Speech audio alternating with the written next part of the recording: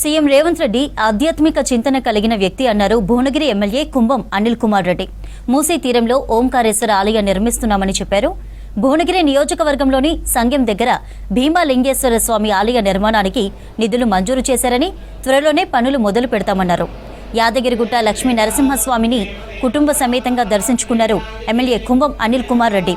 యాదగిరిగుట్టలో వేద పాఠశాలను నిర్మిస్తున్నామని చెప్పారు.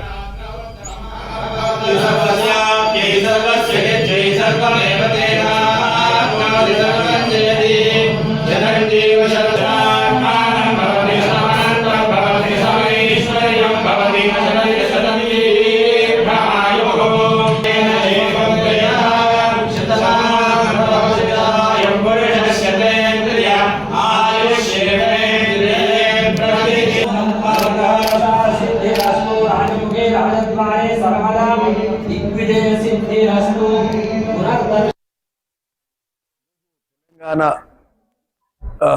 రాష్ట్ర ముఖ్యమంత్రి శ్రీ యనుమల రేవంత్ రెడ్డి గారికి మరి ఆ స్వామివారి ఆశీస్సులు కూడా ఉండాలి.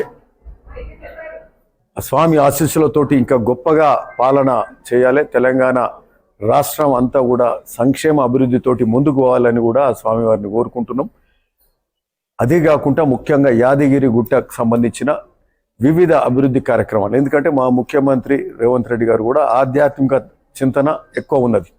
మొన్ననే ఒక వారం రోజుల కింద ఓంకారేశ్వర ఆలయం మూసి ప్రక్షాళనకు మరి నడుం బిగించి మన భువనగిరి నియోజకవర్గం సంగం దగ్గర మూసి సంగం దగ్గర స్వయాన ఒక సంవత్సరం కింద పాదయాత్ర చేసి ఆడ భీమలింగేశ్వర స్వామి ఆలయాన్ని మరి గొప్పగా చేసుకుందామని నాడు చెప్పి మరి దానికి నిధులు కూడా కేటాయించారు. ఆ కార్యక్రమం కూడా మొదలు పెడుతున్నాం.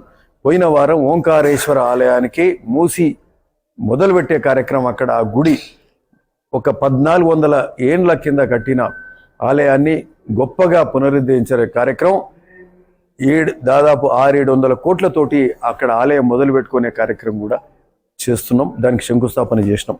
ఇక్కడ యాదగిరి గుట్టకు సంబంధించి కూడా ఇక్కడ సాంస్కృతిక కాదు సాంస్క్రిట్ పాఠశాల కూడా వేద పాఠశాల అంటారు, దాన్ని ఇక్కడ గొప్పగా చేసే కార్యక్రమం కూడా ముఖ్యమంత్రి గారు ఆల్రెడీ చేసిండ్రు.